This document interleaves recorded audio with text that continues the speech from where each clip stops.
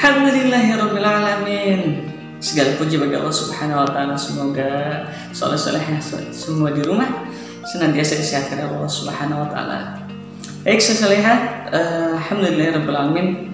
Pembelajaran pagi kita pada hari ini adalah, penasaran kan?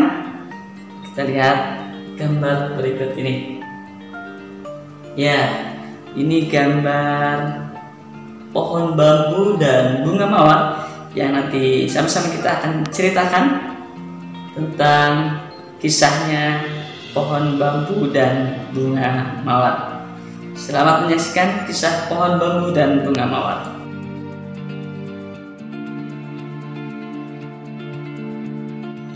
Suatu hari terjadi sebuah dialog antara pohon bambu dan bunga mawar. Kata pohon bambu, "Hai mawar, sapa si bambu suatu hari."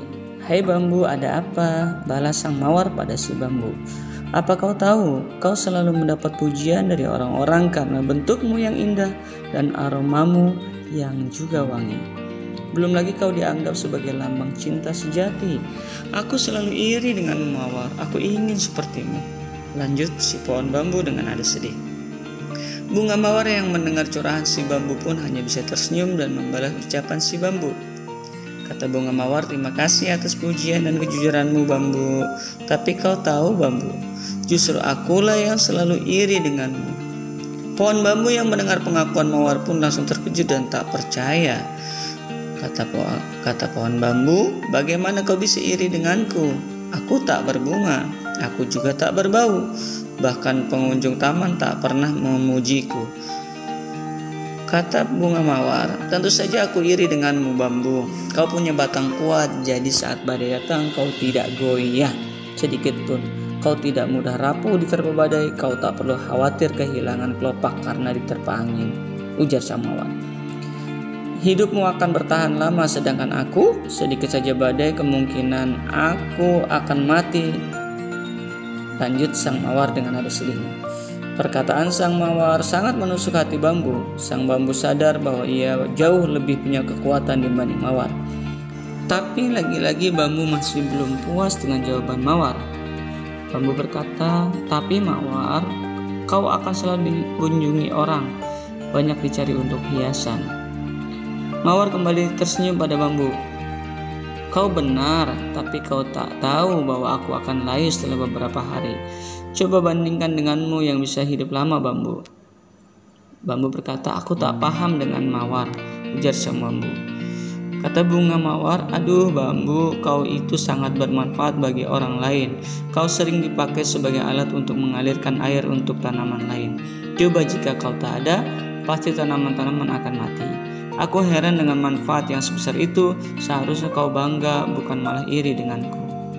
Bambu pun akhirnya mengerti dengan ucapan sang mawar. Dia sadar bahwa selama ini ia sangat bermanfaat untuk tanaman lain.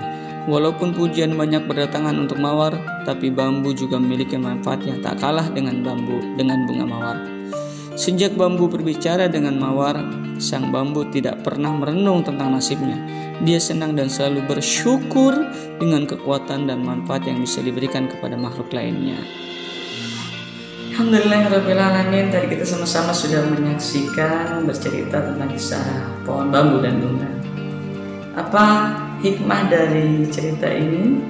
Pertama, jangan pernah iri terhadap orang lain. Selalu syukuri atas anugerah yang Allah berikan kepada kita, karena setiap makhluk hidup pasti memiliki kelebihan dan kekurangannya. Dan perlu diketahui soleh dan solehah, syukur itu adalah perintah Allah Subhanahu wa taala. Dan ternyata syukur adalah bagian dari sebuah sikap pengamalan Pancasila, sila pertama. Kita lihat. Ya, ini adalah simbol Pancasila, sila yang pertama, yaitu bintang yang berbunyi, ya, ketuhanan yang Maha Esa.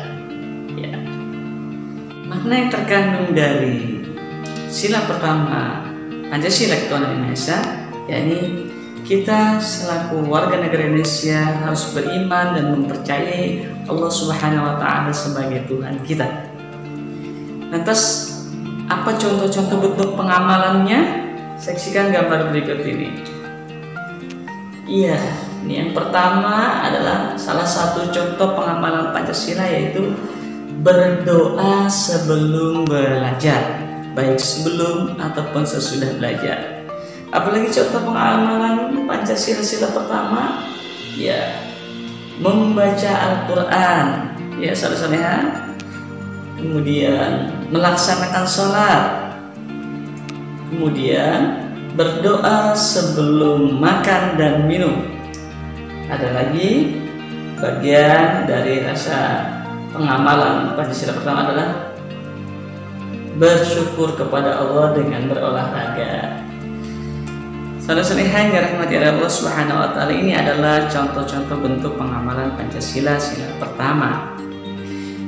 Dari beberapa gambar tadi ada gambar seseorang yang berdoa sebelum makan. Ada anak-anak yang ingin makan, ya, berdoa dulu. Tetapi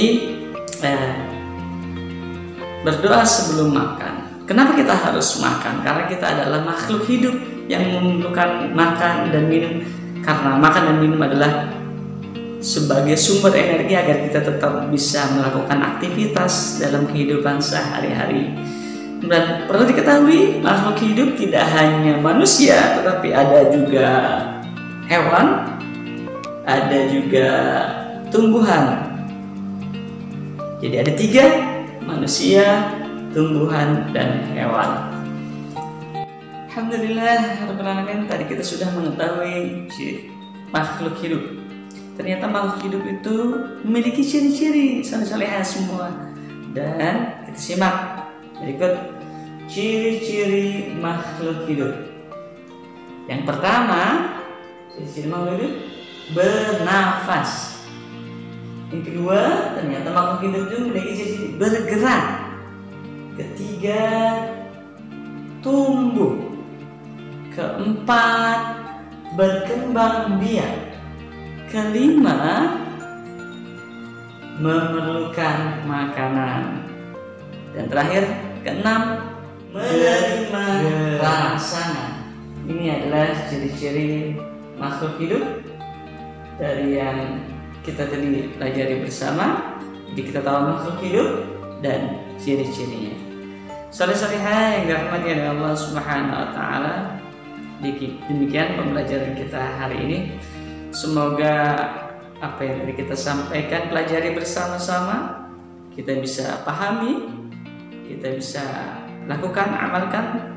Ingat poin tadi adalah kita harus senantiasa menjadi hamba Allah yang bersyukur atas anugerah, atas nikmat yang Allah berikan kepada kita.